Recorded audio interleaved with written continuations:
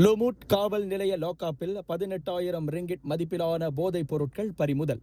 Constable அதிரடி கைது. பேரா மஞ்சோங் மாவட்டம் லோமூட் காவல் நிலைய லாக்அப்பில் அதிரடியாக நடத்தப்பட்ட சோதனையில் 18,000க்கும் அதிகமான ரிங்கிட் மதிப்புள்ள போதைப் பொருட்கள் சிக்கியுள்ளன.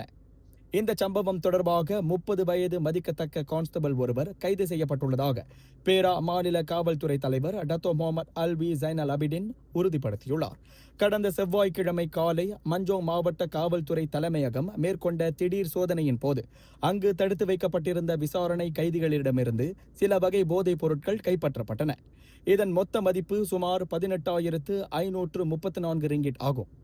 இதுகுறித்து செய்தியாளர்களிடம் பேசிய டத்தோ முகமது அல்வி ஜைனல் அபிடின், கைது செய்யப்பட்ட கான்ஸ்டபிளுக்கு இதற்கு முன்பு எவ்விதமான குற்ற பின்னணியும் இல்லை என்றும் அவரது சிறுநீர் பரிசோதனை முடிவு நெகட்டிவ் என வந்துள்ளதாகவும் தெரிவித்தார்.